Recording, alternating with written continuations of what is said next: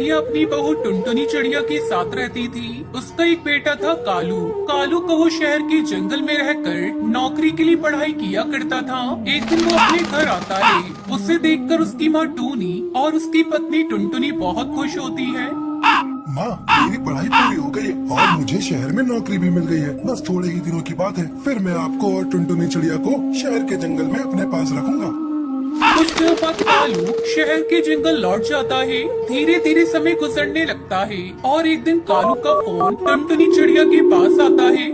मैंने शादी कर ली है, अब मैं यहीं शहर के जंगल में ही रहूंगा। आप लोगों को यहाँ आने की कोई जरूरत नहीं। मेरी पत्नी और मैं यहाँ अकेले ही रहेंगे, क्योंकि कमाई इतनी ज्यादा नहीं है कि मैं आप लोगों को भी अपने साथ रख सकूं।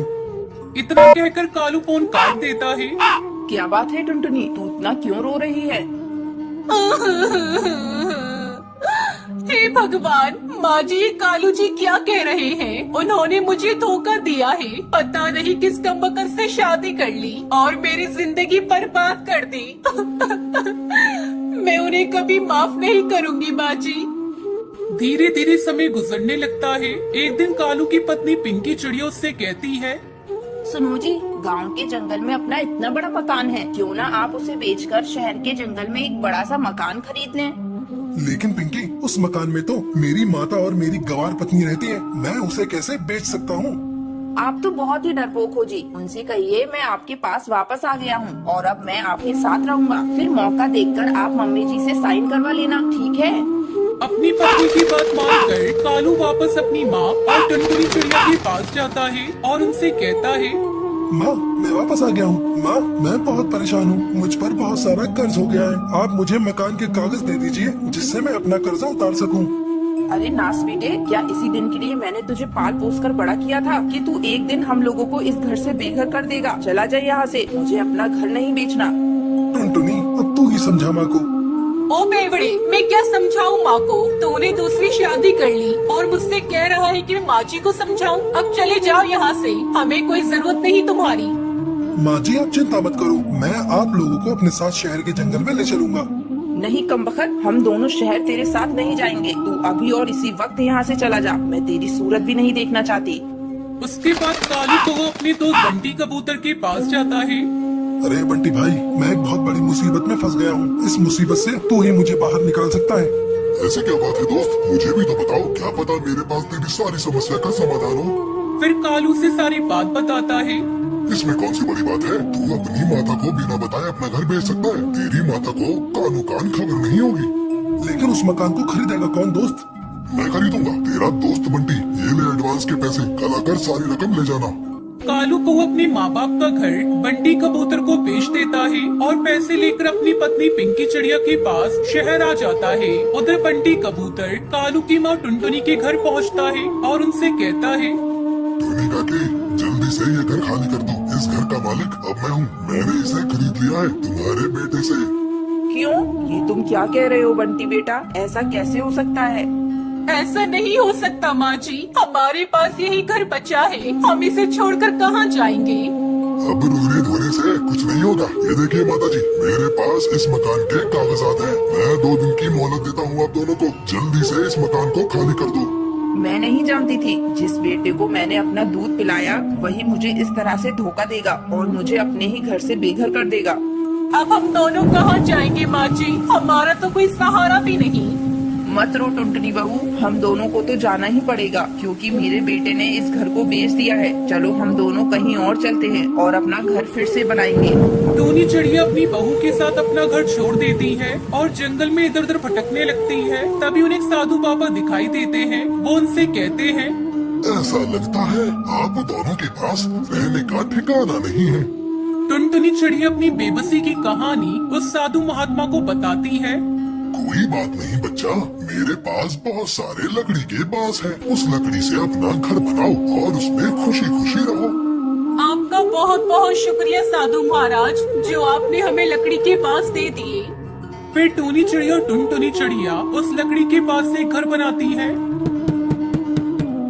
और उसमें खुशी खुशी रहने लगती है। ये कहानी खूबसूरत जंगल की है जहाँ कई सारे पक्षी अपना जीवन बसर कर रहे थे। उसी जंगल में एक टुनटुनी नाम की गरीब चिड़िया जो अकेले ही टूटे फूटे घोंसले में अपना जीवन बसर कर रही थी। इन दिनों जंगल में बरसात का मौसम था। सारे बादल आसमानों में अपने अंदर पानी लिए घूम रहे थे। अरे बाप रे, आसमान में तो कितने काले बादल मंडरा रहे हैं। लगता है आज बहुत जोरों की बारिश होने वाली है। अब मैं क्या करूं? कहीं बरसात ज्यादा हो गई तो मेरा घोंसला तो पूरा टूट जाएगा। पहले ही मेरा घोंसला कितना टूटा फूटा है। इससे पहले कि बारिश शुरू हो जाए मुझे अपना ठिकाना कहीं और करना होगा। टुनटुनी चिड़िया उड़ते हुए जंगल के हर पक्षी के घोंसले में जाती है और हर पक्षी से मदद की गुहार लगाती है, पर कोई भी पक्षी टुनटुनी चिड़िया को अपने घोंसले में पनाह नहीं देता। आखिरकार थक हार कर टुनटुनी चिड़िया अपने घोंसले में वापस आ जाती है। तभी बारिश शुरू हो जाती है। बारिश इतनी तेज हो रही थी कि टुनटुनी चिड़िया का सारा घोंसला टूटकर पानी में बह जाता है। टुनटुनी चिड़िया पेड़ की एक डाली पर बैठी पानी में भीग रही थी। तब तक आप लोग कमेंट में बताएं 14 into 6 कितने होते हैं। अरे बाप रे, कितना ठंडा पानी है। अरे बादलों, क्या आज ही सारे पानी की बरसात करोगे? अरे कोई है क्या? अरे कोई है? मेरी सहायता करो। बारिश का पानी तेजी से आ रहा था। टुनटुनी चिड़िया उस बरसात के पानी में पूरी भीग रही थी। जंगल का कोई भी पक्षी बरसात में उसकी मदद करने को आगे नहीं आया। तब एक बादल उड़ते उड़ते टुनटुनी चिड़िया की पेड़ के पास आता है। टुनटुनी चिड़िया जब उस बादल को देखती है, अरे बाप रे, ये बादल तो मेरे पास ही आ गया। चिड़िया बहन, मुझसे डरने की जरूरत नहीं है। मैं आपको कोई नुकसान पहुंचाने नहीं आया हूँ। मैं जब से आसमान में उड़ रहा हूँ तो मेरी नजर आप पर पड़ी। मैंने देखा कि आप अकेले इस पेड़ की डाल पर बैठकर बरसात के पानी में भीग रही हो। तो ऐसा क्यों चिड़िया बहन? क्या आपको बरसात लगने में मजा आता है? वो क्या है ना बादल भाई, इस बरसात के पानी से मेरा घोंसला टूटकर इस पानी में बह गया है। अब मुझे अपना सर छुपाने के लिए ना तो मेरे पास कोई घोंसला है, ना ही कोई छत। अरे चिड़िया बहन, अगर आप इसी तरह बरसात के पानी में भीगती रहीं तो आप तो बीमार हो जाओगी। इस जंगल में तो काफी सारे पक्षियों के घोंसले हैं। आप उनमें से एक पक्षियों के घोंसले में चली जाइए ना। बादल भाई, मैंने हर पक्षी से सहायता मांगी पर किसी ने भी मेरी सहायता नहीं की। क्या? हमने तो सुना था कि पक्षियों में एक दूसरे के प्रति बेहद प्रेम और लगाव रहता है, पर आपकी कोई पक्षी सहायता नहीं करता। ये कैसे हो सकता है? बादल भाई, समय के साथ साथ हर चीज बदलती जाती है।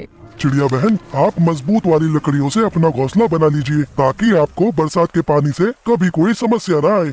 बादल भाई, मैंने आपसे कहा ना, समय के साथ साथ हर चीज बदल जाती है। पहले इस जंगल में हर चीज मुफ्त में मिला करती थी, पर जब से दौर बदला है, हर पक्षी ने जंगल का हर इलाका अपने नाम कर रखा है। जहाँ मजबूत लकड़ियाँ हैं, वहाँ कुछ पक्षियों ने डेरा डाल रखा है और वो मजबूत लकड़ियाँ भारी भरकम दामों में बेचते हैं।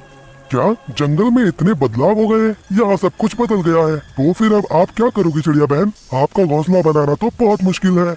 बादल भाई, लगता है मेरे भाग्य में यही सब लिखा होगा। बचपन से लेकर अब तक कोई सहारा नहीं मिला, ना ही किसी ने हाथ थामा। अब तो ऐसी समस्या से निपटने की आदत सी हो गई है।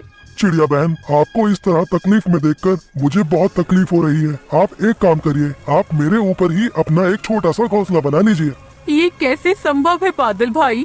हाँ चिड़िया बहन, बिल्कुल संभव है। आपके लिए मैं लकड़ियाँ इकट्ठा करता हूँ, फिर आप मेरे ऊपर अपना एक घोंसला बना लीजिए। ऐसा करने से आपको न बरसात से कोई तकलीफ होगी, न ही आपको गर्मी लगेगी। आपका जीवन एकदम अच्छे से बीतेगा और इसी बहाने मुझे भी आपका साथ मिल जाएगा। हम दोनों मिलकर खूब मस्ती करेंगे, खूब बातें करेंगे, एक दूसरे के सुख दुख के साथी बनेंगे। ये बात सुनकर टुनटुनी चिड़िया के दिल में एक उमंग जाग उठती है और वो उसी बरसात में धीरे धीरे एक एक लकड़ी उस बादल के ऊपर रखती जाती है। जैसे तैसे टुनटुनी चिड़िया अपना घर उस बादल पर बना लेती है और उसमें रहने लगती है। बादल टुनटुनी चिड़िया को लेकर आसमान की ओर निकल पड़ता है। चिड़िया बहन, कैसा लग रहा है आपको बादलों के घर में? बादल भाई, सच कहूँ तो बहुत मजा आ रहा है। आपका बहुत बहुत धन्यवाद बादल भाई, जो आपने मेरे लिए इतना सब किया।